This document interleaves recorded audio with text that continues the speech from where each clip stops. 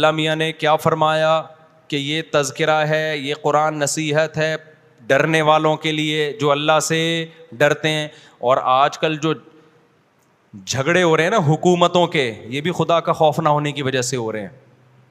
حکومتوں کے جو جھگڑے آپس میں ہو رہے ہیں, امریکہ کا لڑائی رشیا سے, رشیا کی لڑائی وہ یوکرائن سے, یہ جو بڑی بڑی دنیا میں جنگیں ہو رہی ہیں, شام میں لڑائیاں, ہر لڑائی کے پیچھے کیا ہے؟ مفاد. خدا کے سامنے جواب دہی کا خوف نہیں. ورنہ کوئی ملک جب کسی ملک پہ اٹیک کرے گا تو جب اس ملک کا سربراہ جب جنگ کی پرمیشن دے گا تو اس کو پتہ نہیں اس پرمیشن کے بعد کتنے انسانوں کا خون خرابہ ہوگا, کتنوں کے منہ سے نوالا چھینا جائے گا. لیکن کیا خدا کا خوف ہوتا ہے؟ نہیں ہوتا نا. کہتے کوئی بات نہیں, اٹیک کرو. بھائی آپ اٹیک کر رہے ہو, کس بیس پہ کر رہے ہو آپ اٹیک؟ آپ اگلے کے وسائل پہ قبضہ کرنے کے لیے لاکھوں انسانوں کو موت کی بھیٹ چڑھا رہے ہو. اگر ہٹلر کے دل میں خدا کا خوف ہوتا, لاکھوں انسانوں کو موت کی بھیٹ چڑھاتا وہ. آپ کو جرمنی کی آپ ہسٹری پڑھیں, ہٹلر نے جیل میں بیٹھ کے کتاب لکھی, وہ اپنی قوم کو نا جنگ پہ آمادہ کر رہا تھا. دلیل یہ تھی کہ ہم جرمن قوم ہے, ہم نے پوری دنیا پہ حکومت کرنی ہے.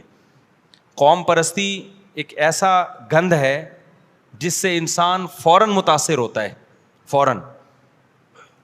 یعنی عصبیت اور قوم پرستی, لسانیت. اس نے کہا ہم جرمن قوم ہے, ہماری ایک پہچان ہے, ہماری ایک زبان ہے, ہم بڑے قابل لوگ ہیں, تو ہم نے دنیا پہ حکومت کرنی ہے. ورنہ کوئی اس سے پوچھتا بھائی تو اپنا بارڈر کراس کر کے دوسرے ملک پہ کس بیس پہ اٹیک کر رہا ہے, کیوں حملہ کر رہا ہے, اس پوچھ سکتے تھے نا لوگ. اس نے جواب دیا کہ بھائی دنیا میں نے یہ کام کیا, ہم بھی کریں گے یہ کام. یہ کوئی دلیل ہوئی؟ لیکن قوم باتوں میں آ گئی. کیوں؟ خدا کا خوف دل میں.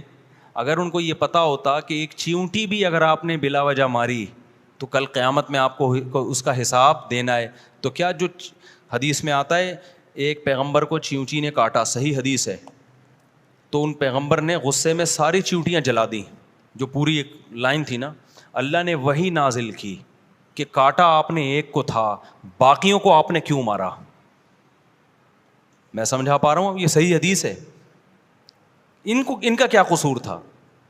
تو ہمارے نبی نے ہمیں یہ واقعہ کیوں سنایا؟ ہمیں بتانے کے لیے کہ ایک چیونٹی کا خون بھی رائے گا, بولو, نہیں جائے گا.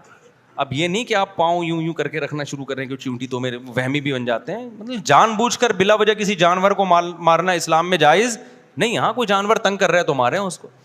اب کھٹملوں کو بھی آپ نے کہا کہ چونکہ وہ مارنا ناجائز ہے تو اب کھٹمل پالنا شروع کر دیے, مچھر پالنا شروع کر دیے. وہ تو بیماریاں پھیلاتے ہیں نا, وہ مار دیں آپ بلا وجہ. وہیں بس آپ مار رہے ہو, جیسے مرغے لڑاتے ہیں آپس میں. آپ یوٹیوب پہ مرغوں کی لڑائی یا جانوروں کی لڑائی دیکھیں, انسان کا دل کرتا ہے کہ جو مرغے ہیں نا ان کو الگ کرو, ان کو لڑوانے والوں کو اس طرح بولو کہ تم لڑو آپس میں. اتنا اذیت ناک منظر ہوتا ہے. بھیڑی اور کتے کی گڑا کھودتے ہیں, گاؤں دیہاتوں میں بعض جگہ ایسے ہوتا ہے.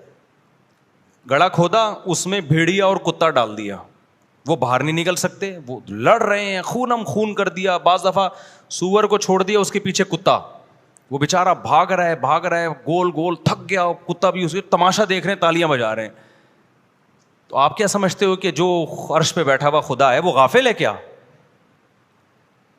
وہ کیا غافل ہو گیا ہے؟ وہ یہ دیکھیں نا کہ ایک مخلوق کو تم صرف اپنے تماشے کے لیے, کلیپنگ کے لیے اور جوے کے لیے تم ایک مخلوق کے ساتھ کھیل رہے ہو. کتنا اذیت. آپ خود تھوڑا تجربہ کریں نا کہ آپ کے پیچھے کوئی خونخوار درندہ لگاؤ اور آپ گہرے کنویں میں ہو, بھاگنے کی جگہ نہ ہو, کتنا بھاگو گے آپ, کیسی اذیت ہو جائے گی آپ کو. جب خدا کا خوف ختم ہو جائے نا, انسان اور درندے میں کوئی فرق نہیں رہتا. یہ مرغوں کی لڑائی حرام ہے اسلام میں. جو یہ کام کر رہا ہے اس کو اپریشیٹ نہ کریں, دیکھنے والے کو بھی گناہ ملے گا. میں جو کہہ رہا ہوں نا یوٹیوب پہ, وہ تو عبرت کے لیے کہہ رہا ہوں نا آپ کو, تاکہ پتہ چلے کہ ہو کیا رہا ہے. کیونکہ وہ بے زبان ہے, آواز اٹھانے والا کوئی نہیں. اور یہ اینیمل لورز بھی دنیا کے سب سے بے وقوف ترین لوگ ہیں. یہ جو اینیمل لورز کے نام پہ ٹوپی ڈرامے آج کل ہو رہے ہیں نا, یہ کتوں کی حفاظت کر رہے ہیں جو کتے انسانوں کو کاٹ رہے ہیں. ان سے بولو کہ تو ہم بھی جانوروں کے حقوق کے قائل ہیں, جانوروں کے حقوق پہ آواز اٹھاؤ ان لوگوں پہ جو زندہ مرغے کو کھولتے ہوئے پانی میں ڈال دیتے ہیں. کتنے ملک ایسے ہیں جب انہوں نے مرغی یا مرغا پکانا ہو نا، ذبح نہیں کرتے اس کو، کاٹتے نہیں ہیں کہ پہلے مر جائے پھر ہم ڈائریکٹ زندہ کس میں ڈال دیتے ہیں. چائنا میں تو یہ عام ہے، چائنا میں یہ کامن ہے یہ چیز. زندہ مرغا اٹھائیں گے، پلا ہوا مرغا یار، وہ اٹھا کے کھولتے ہوئے پانی میں ڈال کے ڈھکن ڈھک دیا. اتنا بھی نہیں ہے، بلکہ پھر اس کو تھوڑی دیر میں نکالیں گے، زندہ ہے ابھی وہ، اس کے پر نکال رہے ہیں جی. اپنی سہولت کے لیے کس قدر اذیت دے رہے ہو یار تم جانور کو. تھوڑی دیر کے لیے آپ اپنا ہاتھ اس کھولتے ہوئے پانی میں ڈال کے تو دیکھو کیا کیسی اذیت ہوتی ہے. کیا وہ مرغا جاندار چیز نہیں ہے؟ آپ اس کو ذبح کر دیتے، گردن کاٹ دیتے، پھر جو مرضی کرتے اس کے ساتھ. اس کے بعد بھی تو پانی میں ڈالا جا سکتا تھا اس کو، لیکن نہیں. انٹرٹینمنٹ چائنا میں یہی ہوتا ہے عام طور پہ. میں نے ایک چائنا کی ویڈیو دیکھی، میں نے بددعا دی، اللہ اس شخص کو جس نے کتے کو اس طرح لٹکایا ہے نا، تو اس کو اس طرح سے لٹکا. کتے کو کیا کیا؟ اٹھا کے نا زندہ لٹکا دیا اور نیچے سے آگ سے جلا رہا ہے اس کو، زندہ کتے کو. اور یہ حرام، یہ جو اسلام نے جانوروں پر احسان کیا ہے کہ حلال جانور کاٹنے کا حکم دیا. حلال جانوروں میں زیادہ شعور نہیں ہوتا، حرام جانور اکثر ذہین ہوتے ہیں. آپ دیکھو ہم لوگ 100 گائے بقرعید میں کاٹتے ہیں، جو اجتماعی قربانیاں جہاں ہوتی ہیں، ایک گائے کٹ رہی ہوتی ہے، ذبح ہو رہی ہے، دوسری قریب کھڑی ہوئی دم ہلا رہی ہے. اس کو احساس ہی نہیں ہوتا، وحشت نہیں ہوتی. جب تک اس کو لٹائیں گے نہیں، چھری نہیں چلے گی، اس کو نہیں تکلیف ہوگی. اس میں یہ شعور ہی نہیں ہے کہ بھائی یہ کیا ہو رہا ہے. لیکن اگر یہ سلوک آپ کتے کے ساتھ کریں گے نا، ایک کتا، دو کتا، تیسرا کتا پہلے ہوشیار ہو جائے گا، سمجھ جائے گا کہ میرے ساتھ کیا ہونے والا ہے. آپ سلاٹر ہاؤس دیکھیں حلال جانوروں کے، ایک جانور کٹ رہا ہے دوسرے کو کچھ بھی نہیں ہوتا. لیکن آپ کتوں کے سلاٹر ہاؤس چائنا میں دیکھیں، آپ ایک کتے کو جب پکڑا جا رہا ہے نا، دوسرا ایسے بےچارا رو رہا ہوتا ہے، اس کے اندر سے نا عجیب آواز آ رہی ہوتی ہے، اس کو احساس ہو جاتا ہے کہ میں لٹکنے والا ہوں. کبھی ادھر بھاگ رہا ہے، کبھی ادھر بھاگ رہا ہے، اور ایسے لگتا ہے جیسے رحم کی اپیل کر رہا ہے وہ، کہ خدا کے لیے میرے ساتھ یہ مت کرو.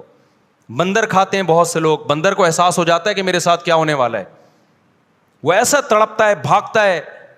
اینیمل لورز کو چاہیے اس کے خلاف آواز اٹھاؤ بھائی، یہ کتوں کو کیوں تم ہمارے ایک دوست نے بتایا چائنا میں نے اپنی آنکھوں سے دیکھا ہے کہ زندہ کتا وہ پریشر کوکر میں، بڑے والے کوکر میں ڈال دیا، زندہ کتا، اور ایسے ہی کرتے ہیں، وہ اوپر سے بند کر دیا، تڑپ رہا ہے، چیخ، اس کی تو چیخ کی آواز بھی باہر نہیں آ رہی. کہتے ہیں اس کے بعد جب اس دیگچے کو کھولا ہے نا، وہ زندہ تھا، زندہ تھا وہ. کیونکہ اسکن کے ذریعے موت جلدی نہیں ہوتی ہے، آپ کی اسکن جلتی ہے، آپ کے چونکہ جو نروس سسٹم ہے وہ آپ کا بحال رہتا ہے، وہ بہت مشکل سے موت ہوتی ہے. تو کہہ رہے ہیں باہر نکالا تو بھی تڑپ رہا ہے وہ، اور اس کو کھا رہے ہیں بیٹھ کے. آخرت کا خوف نہیں ہے تو کوئی آواز اٹھانے والا بولو نہیں ہے. بے زبان جانور ہیں، جو مرضی کرتے رہو یار، جو مرضی کرتے رہو. ان کا اینیمل لورز چپ بیٹھے ہوئے.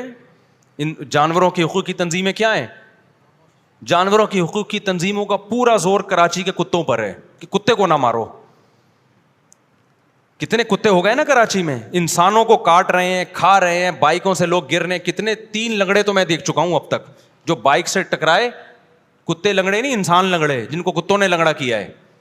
لیکن آپ ایک کتا مار دو تو اینیمل لورز دیکھو، اور یہ جی جانوروں کے حقوق کی تنظیمیں. بھائی یہاں ہم کتے کو مار رہے ہیں انسانوں کو بچانے کے لیے، اور مارنے کا بھی کوشش کر رہے ہیں وہ طریقہ اختیار کریں جس میں تکلیف کم سے کم ہو. جب خدا کا خوف نہیں ہوتا تو بین الاقوامی سطح پہ بھی بدماشیاں ہوتی ہیں میرے بھائی. جو انسانی حقوق کے لیے صبح و شام چیختے ہیں، سب سے بڑے بدماش وہ ہوتے ہیں. چیخنا آسان ہوتا ہے، خدا کی قسم انسانوں کے حقوق ہوں یا جانوروں کے حقوق ہوں، جس کے دل میں خدا کا خوف نہیں ہے وہ حقوق کبھی بھی ادا نہیں کر سکتا. اگر آپ کو یہ احساس ہوگا نا کہ کل قیامت میں مجھے جواب دینا ہے، تو آپ انسان پہ بھی رحم کھاؤ گے، جانور پہ بھی رحم کھاؤ گے. ادروائز آپ کے دل میں رحم نہیں ہوگا. نبی صلی اللہ علیہ وسلم کی صحیح حدیث ہے کہ ایک عورت نے بلی کو باندھ دیا. اس زمانے میں تو کوئی جانوروں کے حقوق کی تنظیمیں نہیں تھیں. ہمارے نبی نے کیا فرمایا؟ ایک عورت تھی جس نے بلی کو باندھ دیا، نہ کھانے دیتی تھی نہ پینے دیتی تھی. بلی سے کسی طرح سے بیزار آ گئی ہوگی. اب علماء کہتے ہیں بھائی بلی اگر آپ کو تنگ کر رہی ہے, بیزار آ گئے, تو مار دو اس کو, مارنا جائز ہے اس کو. اگر آپ کو تنگ کر رہی ہے, نہیں کر رہی تو پھر مارنا بھی جائز نہیں ہے. اگر آپ کے لیے مصیبت بنی ہوئی ہے تو مار سکتے ہو آپ اس کو. اب کیا کیا, اس عورت کو تنگ کرتی تھی, اس نے کیا, مار دیتی نا وہ, اس نے باندھ دیا. اب باندھ دیا تو نہ وہ کھا رہی ہے نہ وہ پی رہی ہے, وہ بیچاری بھوک پیاس سے بلی تڑپ تڑپ کے مر گئی. اللہ کو اتنا غضب آیا, حدیث میں آتے اللہ نے اس کی نیکیاں برباد کر کے اس کو جہنم کی آگ میں ڈال دیا. سمجھ میں آ رہی ہے بات کہ نہیں آ رہی ہے؟